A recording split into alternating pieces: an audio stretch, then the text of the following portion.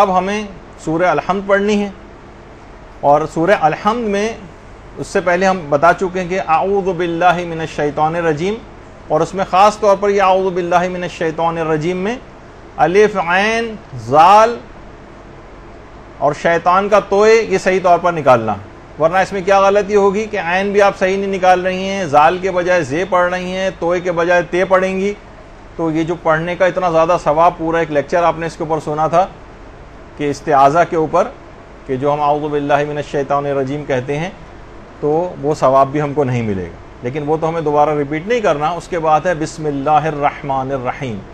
اچھا، اس میں بھی وہی غلطی ہوتی ہے، بسم اللہ الرحمن الرحیم پڑھتے ہیں لوگ، رہ نہیں ہے، رحمان یعنی را کے اوپر زبر ہے، زیر نہیں ہے، وہاں پہ لوگ عام طور پر زیر لگا دیتے ہیں، یعنی یہ دماغ میں یاد رہے آپ کے کہ بسم اللہ الرحمن الرحیم، رحمان نہیں پڑھیں گے اس میں۔ اور اس کے بعد ہے الحمد للہ رب العالمین۔ اچھا، یہاں پر بھی جو غلطی ہوتی ہے وہ ہوتی ہے الحمد، جو اب اس سے پہلے گزرا الحمد، اور بہت سے زیادہ کھینچ کے للہ للہ کہنا ہے، لیکن للہ کر دیتے ہیں اس کو، للہ یعنی ایک یا کا زبردستی اضافہ کر دیا اس کا، یہاں زیر کر لگانا ہے، اور اس کو اتنا طویل نہیں کر دینا کہ وہ ایک دوسرا حرف بن جائے، یعنی یا، جیسے بعض اوقات ہم زبر لگاتے ہوئے، آیت اللہ سیستانی نے بھی کہا ہے کہ یہ اگر عرف سے بہت زیادہ بڑھ جائے اس کی مقدار، مثلا ہم زبر کسی جگہ لگانا تھا اور اس کو اتنا طویل کر دیا ہم نے اس زبر کو کہ وہ ایک الف بن گیا، تو ایک نئے حرف کا اضافہ ہو جائے گا، اور کہا کہ ایسا کرنا اشکال سے خالی نہیں ہے، یعنی آپ ایسا نہیں کر سکتے کہ زبر کو اتنا کھینچ کے اتنا لمبا کر دیا جائے۔ اچھا، اب یہاں پر ایک اور قاعدہ استعمال ہوتا ہے جس کا ابھی بیان کرنے کا اصلاً کیا ہے یہ وقت نہیں ہے، لیکن یہ کہ صرف اس حد تک صرف نماز میں اس میں ذرا حسن میں اضافہ ہو جائے گا نماز کے، جسے قاعدہ یرملون کہا جاتا ہے۔ یعنی یرملون یہ 6 الفاظ کا مجموعہ ہے، یہ رے میم لام واو نون، یرملون۔ یعنی اب کیا ہے اصل میں قاعدہ یرملون، یہ جب آپ کی تجوید کی کلاسیں ہوں گی تو اپنے ٹیچر سے پوچھیے گا، لیکن ابھی اس کے اندر کہ یہ ان میں سے کوئی بھی حرف اگر کسی جگہ پر آ جائے تو آپ کو اس انداز سے ایک فرق بیچ میں دینا ہے کہ وہ دو چیزیں آپس میں ملنے نہ پائیں، جیسے الحمد للہ رب العالمین، جسے لوگ پڑھتے ہیں الحمد للہ۔ اچھا، اب دیکھیے اس کو اگر اور پیچھے لے جایا جائے،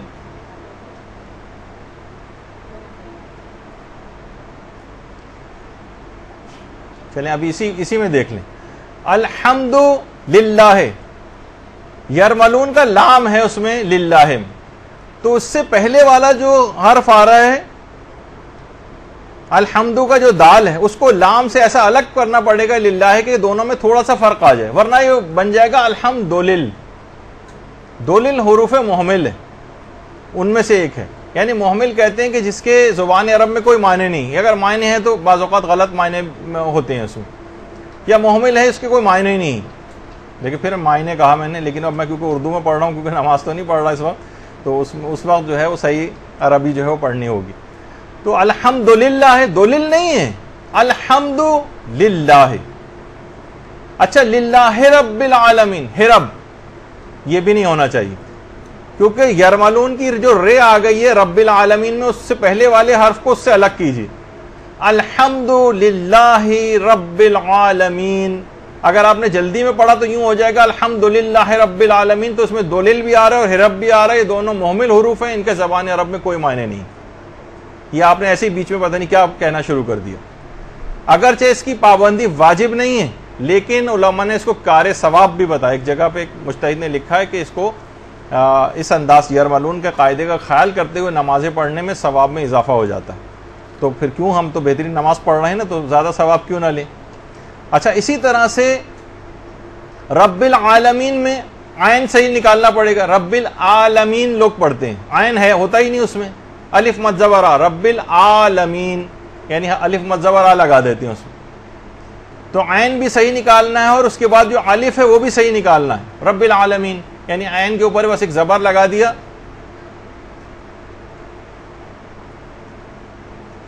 لام کے بعد بہرحال اس میں رب العالمین یعنی اس میں یا تو کوئی حرف آپ کھا جاتے ہیں، عین کے بعد جو الف ہے وہ کھا جاتے ہیں اور فقط زبر سے کام چلا لیتے ہیں، یا عالمین کی یہ کھا جاتے ہیں، عالمین، الحمدللہ رب العالمین، یہ اس میں غائب کر دی پوری، تو یہ بہت بڑی ذرا غلطی ہو جاتی ہے، تو اس کا خیال رکھنا پڑے گا۔ اچھا، اسی طرح سے دیکھیے حمد کو کہا جاتا ہے کہ حمد اس اچھائی کو کہا جاتا ہے کہ جو ارادے اور اختیار سے صادر ہو، اس کو ہم کہتے ہیں کہ اس پر اس کی حمد کی جائے گی، جو ارادے اور اختیار سے جو اچھائی ہوتی ہے۔ اس کے مقابلے میں آغا خوئی نے بھی بات لکھی، ایک چیز ہوتی ہے مدح، یا ہم اسے اردو میں مدح کہتے ہیں، جبکہ مدح اس کے لیے ضروری نہیں ہے کہ وہ فعل اختیاری ہو، یعنی بے اختیاری بھی ہو سکتی ہے۔ جیسے جب بھی ہم جو پھول ہوتا ہے، پھول کے لیے کی ہم کبھی حمد نہیں کرتے، مدح کرتے، تعریف اس کی، لیکن اللہ جس نے وہ پھول بنایا ہے، کیونکہ وہ اس کی صفت اختیاری ہے، اس وجہ سے اس کی حمد کی جاتی۔ اچھا، اب دیکھیے اتنا اہم جملہ ہے الحمدللہ رب العالمین، جس کا ہم احساس ہی نہیں اور غلط سلط پڑھتے ہوئے جا رہے ہیں، کیا کیا پھٹے پرانے کپڑے تمام اللہ کے لیے مثلا یہ کہتے ہوئے جا رہے ہیں۔ تفسیر برہان میں بھی یہ بات آئی ہے، تفسیر برہان اور اصول کافی کے اندر بھی یہ روایت باب شکر میں موجود ہے، ہمارے چھٹے امام امام جعفر صادق علیہ الصلوۃ والسلام۔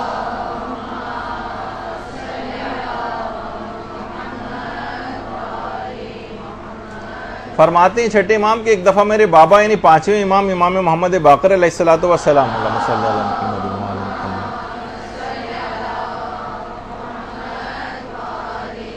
ان کا ایک دفعہ خچر کھو گیا۔ امام نے دعا کی کہ پروردگارہ اگر میرا خچر کو مجھے لوٹا دے تو میں ایک تیرا ایسا شکر کروں گا کہ تو راضی ہو جائے گا۔ تھوڑی دیر میں جو زین اور لگام کے ساتھ خچر واپس آ گیا، تو امام نے آسمان کی طرف، یعنی پانچویں امام ہمارے، انہوں نے آسمان کی طرف رخ کیا اور فقط ایک جملہ کہا الحمدللہ، کہا کہ میں نے اللہ کی کوئی حمد و ثنا نہیں چھوڑی اور تمام تعریفوں کو اللہ کے لیے مخصوص کر دیا۔ اس جملے میں حمد و ثنا کی تمام اقسام اس جملے کے اندر شامل ہیں، جو ہم کہتے ہیں نا الحمدللہ، تمام اقسام اس کے اندر شامل ہیں، امام نے فرمایا۔ اور امام نے فرمایا کہ اگر خدا اپنے کسی بندے کو کسی چھوٹی یا کسی بڑی چیز سے نوازے اور وہ فقط یہ کہے الحمدللہ، تو اس نے اللہ کا شکر ادا کر دیا۔ یعنی اتنا سا یہ جملہ جو آپ کہتی ہیں، اور نے پہلے بھی کہا تھا کہ زبانوں کے اوپر یہ چیزیں رائج ہونی چاہیے، تو اس نے پورا شکر ادا کر دیا۔ بلکہ خالی صرف یہی نہیں کہ ہم نماز میں کہیں، بلکہ دن و رات گھر میں بھی کہتے رہیں۔ ہمارے چھٹے امام جملہ ارشاد فرماتے ہیں کہ جو شخص بھی اللہم صلی علی محمد وعلی محمد،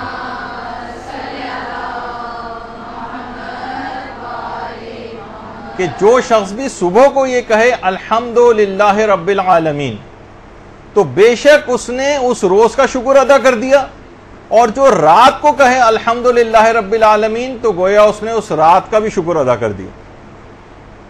اور چھٹے امام نے یہ جملہ بھی کہا کہ اگر کوئی شخص روزانہ یہ کہے الحمدللہ کما ہوا اہلہ، تو لکھنے والے فرشتے اس کا ثواب لکھنے سے قاصر ہو جاتے ہیں۔ اللہم صلی علی محمد۔ راوی کہتا ہے کہ یا رسول اللہ، یہ فرشتے لکھنے سے کیوں قاصر ہو جاتے ہیں؟ تو پیغمبر نے فرمایا کیونکہ وہ ثواب کو جانتے ہی نہیں، اور بارگاہ خداوندی میں عرض کرتے ہیں کہ پروردگارہ ہمیں غیب کا علم نہیں ہے، ہم کیسے اس کا ثواب لکھیں؟ تو پروردگار کہے گا بس جیسے میرا بندہ کہہ رہا ہے بس تم وہ لکھ دو، اس کا ثواب میرے ذمے۔ تو اور یہ بات بھی ہے، کہی گئی ہے کہ اگر کوئی شخص روزانہ 7 مرتبہ یہ کہے، یہ بھی ہمارے چھٹے امام کا ہے کہ الحمدللہ علی کل نعمت کانت او ہی کائنہ، تو وہ گزشتہ اور آئندہ کا شکر ادا بجا لانے والوں میں سے ہوگا۔ یعنی گویا اس نے تمام گزشتہ نعمتیں جو پیدائش سے اب تک پروردگار نے اس پر کی ہیں، اس کا بھی شکر ادا کر دیا، اور جو اس کے بعد جتنی بھی نعمتیں اس کے بعد مستقبل میں اس کو پروردگار نوازے گا، اس کا بھی اس نے شکر ادا کر دیا۔ 7 مرتبہ اگر کسی نے روزانہ کر دیا تو اس نے گزشتہ اور آئندہ کی تمام نعمتوں کا شکر ادا کر دیا۔ اتنا اہم جملہ ہی الحمدللہ. تو اس کا خاص طور پر خیال کرنا چاہیے. اب اتنا ہمارے پاس وقت نہیں ہے, اس کو بہت تیز رفتاری کے ساتھ کچھ مجھے سلائڈز کو آگے بڑھانا ہوگا.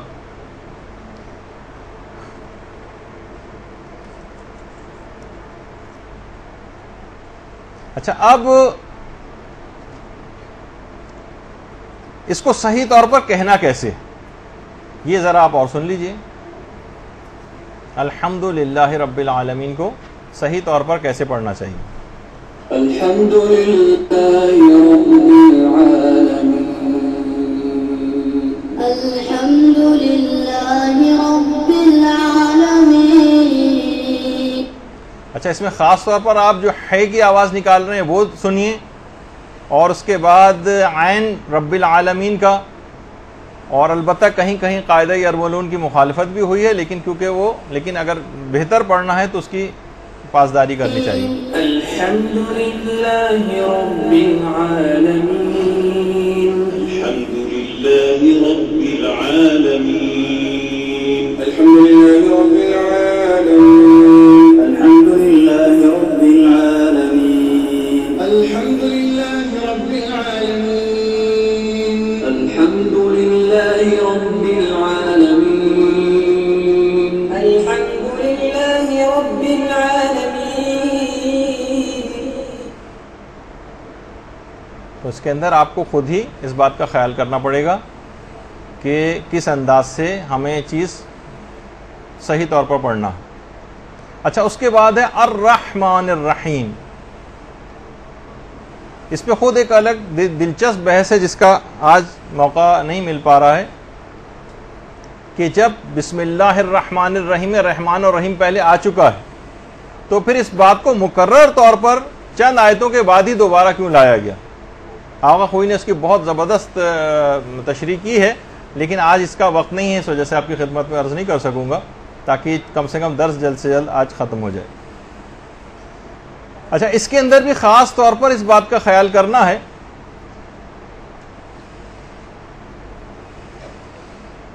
کہ الرحمن الرحیم, پہلے اس سے آگے نکل جائیں تھوڑا سا.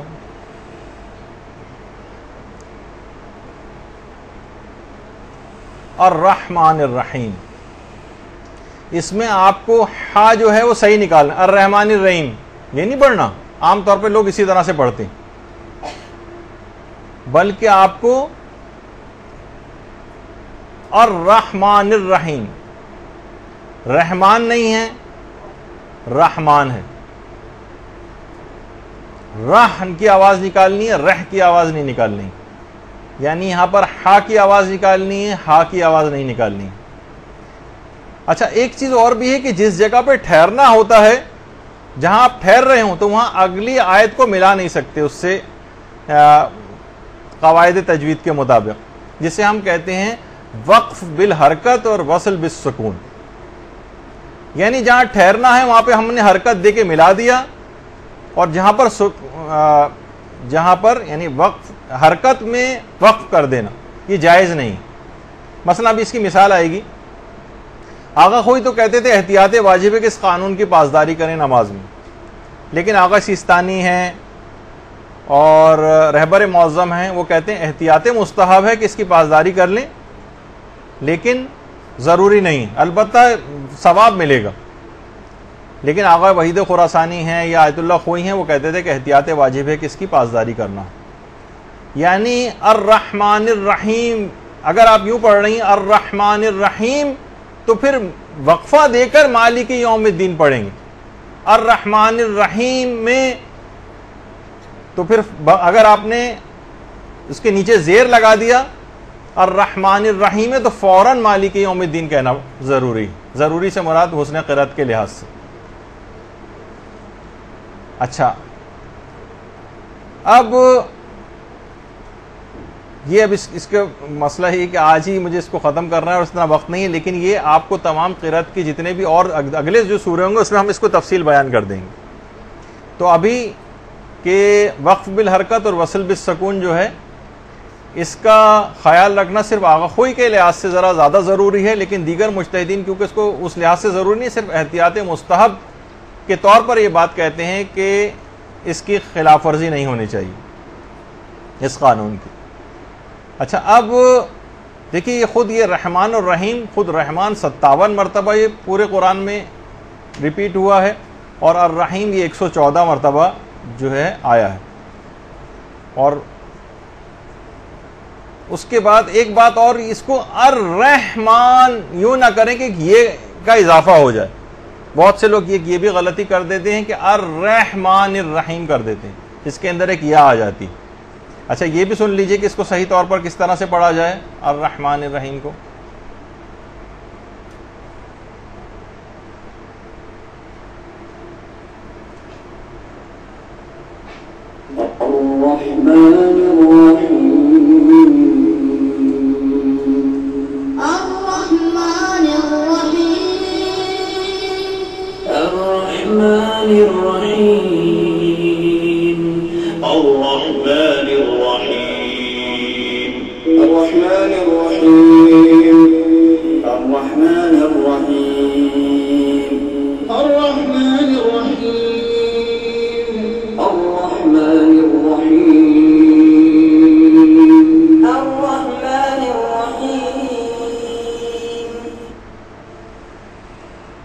تو آپ نے اس کی صحیح طور پر تلفظ سنا کہ کس انداز سے، اور اس کے بعد پھر ہے مالکی یوم الدین۔ اچھا، یہاں بھی آپ دیکھیں کہ یرملون کے لحاظ سے یہ جو آ رہی ہے یا جسے کہتے ہیں یوم الدین، تو یہاں پر آپ کو کاف سے الگ کرنا پڑے گا، ورنہ یہ بن جائے گا مالکی یوم الدین۔ کیو ایک لفظ آ رہا ہے، یہ حروف محمل، ایسے کوئی زبان عرب میں معنی نہیں، یعنی اگر آپ نارملی جو لوگ پڑھتے ہیں اس کے خلاف ورزی کی آپ نے مالکی یوم الدین پڑھنا تھا اس کو، تو آپ نے کیا کر دیا مالکی یوم الدین، تو یہ بن گیا مالکی یوم الدین، یہ جو آپ کے سامنے الٹے ہاتھ کی طرف لکھا ہوا ہے۔ اگر آپ نے اس میں کیوں ایک چیز آ رہی تو اس کا خاص طور پر خیال کرنا ہے، اور یہ بھی یاد رہے کہ اس کو مالکی بھی پڑھ سکتے ہیں اور ملکی بھی پڑھ سکتے ہیں، ملکی اور مالکی دونوں ٹھیک ہیں۔ مالکی البتہ صرف موجودہ مراجع میں سے آیت اللہ ناصر مکارم شیرازی احتیاط واجب کے طور پر یہ بات کہتے ہیں کہ مالکی پڑھا جائے، ملک نہ پڑھا جائے، اور بہت سے غلطی یہ کرتے ہیں کہ مالکی یوم الدین پڑھتے ہیں، یوم الدین نہیں، یوم الدین۔ اچھا، بہت سے لوگ، اچھا یہ بھی سن لیجئے کہ یہ کیسے پڑھتے ہیں۔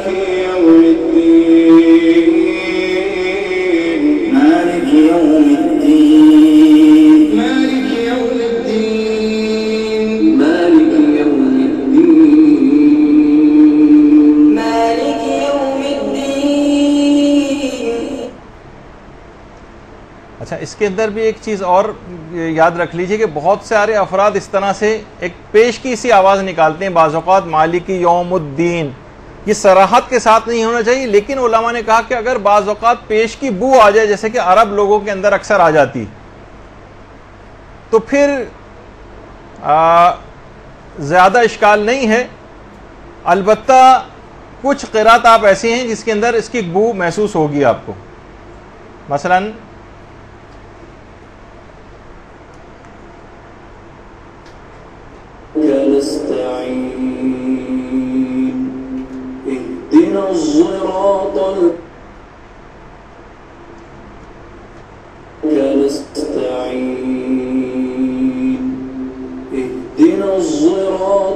صراط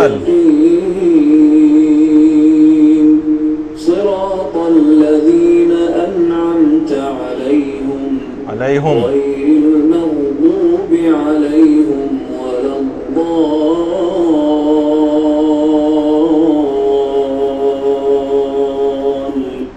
تو بہت سے عربوں کے ساتھ یہ بعض اوقات ہوتا ہے کہ وہ اس میں پیش کی بو آ جاتی ہے اس میں، لیکن اس سے بھی آپ لوگ کوشش کریں کہ اس طرح سے نہ ہو. ان کے اپنے لہجوں کا ایک فرق کی ایک الگ بات ہے، تو وہ ایک الگ چیز ہے. اچھا، اب یہ چیز آئی کہ مالک یوم الدین بھی صحیح ہے، مالک یوم الدین بھی ٹھیک ہے، دونوں طرح سے صحیح ہے.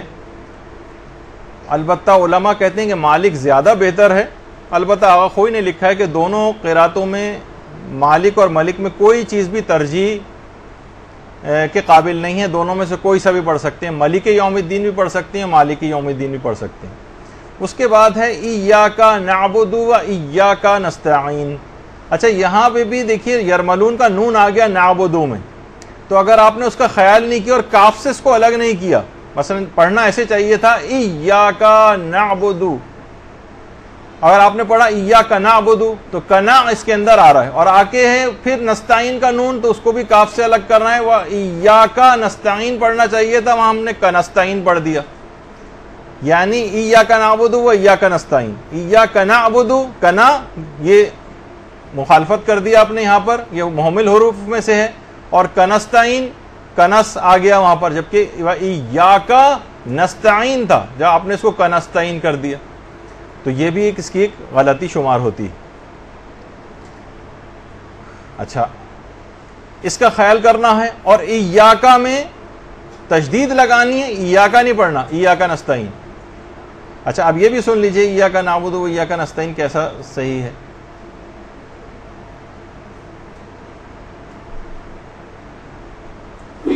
إياك نعبد وإياك نستعين. إياك نعبد وإياك نستعين. إياك نعبد وإياك نستعين. إياك نعبد وإياك نستعين. إياك نعبد وإياك نستعين. إياك نعبد وإياك نستعين. إياك نعبد وإياك نستعين. إياك نعبد وإياك نستعين. إياك نعبد وإياك نستعين. تو آپ کو عین صحیح نکالنا ہے، کنا اور کنس نہیں نکالنا ہے، اس کا خیال کرنا ہے. اس کے بعد ہے ہاں ایاک نعبدو ہے. عین اگر آپ نے صحیح نہیں نکالا اور نعبدو کر دیا تو اس کا مطلب عین بالکل کھا گئے، یہ غلط ہے، اور زیادہ تر لوگ ایسے ہی پڑھتے ہوئے نظر آتے ہیں. اچھا، اسی طرح سے نستعین کہنا ہے، اس کو نستعین، ایک اتنا زیادہ الف کو بڑھا دیتے ہیں اور اس کو لمبا کر دیتے ہیں کہ وہ ہم جو زبر ہے وہ الف میں تبدیل ہو جاتا ہے. اس کی خلاف ورزی نہیں کرنی چاہیے. اور اس کے بعد پھر ہے اہدنا الصراط المستقیم. اچھا، یہاں پہ بھی اس کو صحیح طور پر نکالنا ہے. البتہ یہاں ایک اور سہولت ہے کہ صراط میں جو ہے وہ سین سے بھی صحیح ہے اور صاد سے بھی صحیح. اگر کوئی صحیح طور پر نہیں نکال پاتا صاد کی آواز کو تو وہ سین والی آواز بھی نکال سکتا ہے. البتہ دوسری والی چیز غلط ہے، یعنی صراط میں توئے کے اندر یہ تے والی سہولت نہیں ملے گی. صراط الذین، اس میں توئے کی آواز صحیح نکالنی پڑے گی، اس کو تے میں تبدیل نہیں کر سکتی، جو کہ عام طور پر لوگوں سے ایک بڑی غلطی ہوتی. پھر مستقیم کے اندر جلدی میں اہدنا الصراط المستقیم، اس میں ایک یہ نکال دیتے ہیں، مستقیم ہو جاتا ہے، وہ بھی غلطی، اس کو صحیح کرنے کی ضرورت.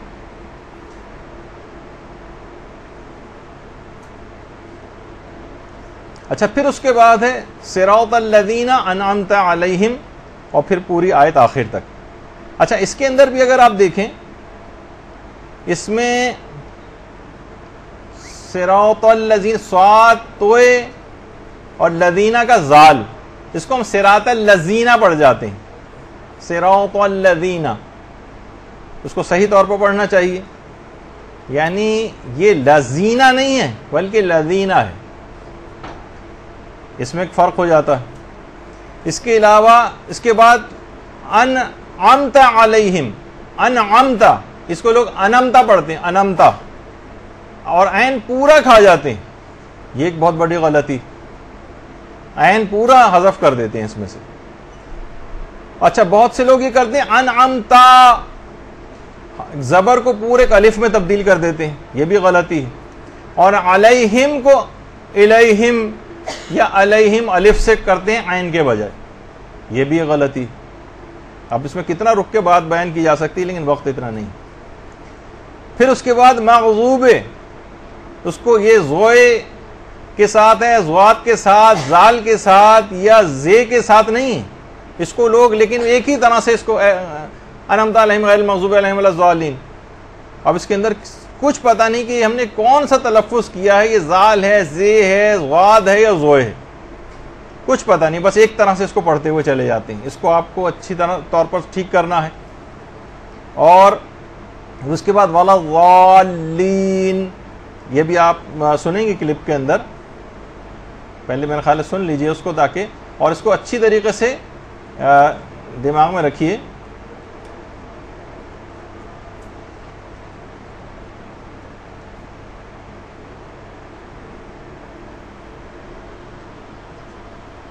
صراط الذين أنعمت عليهم غير المغضوب عليهم ولا الضالين.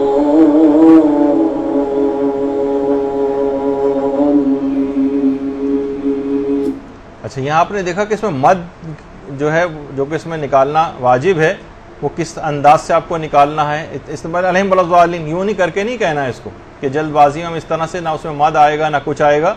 اور اس کے اندر تمام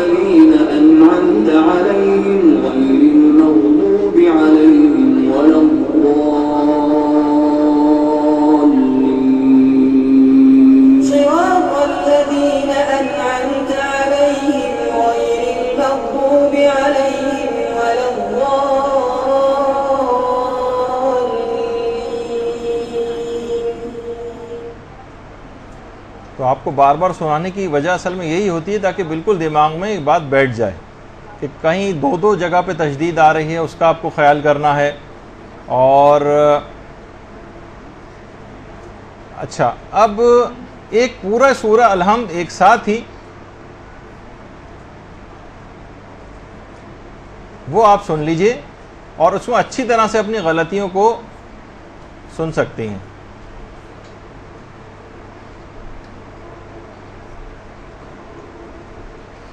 أعوذ بالله من الشيطان الرجيم. بسم الله الرحمن الرحيم. الحمد لله رب العالمين الرحمن الرحيم مالك يوم الدين. إياك نعبد وإياك نستعين. اهدنا الصراط المستقيم صراط الذين أنعمت عليهم غير المغضوب عليهم ولا الضالين.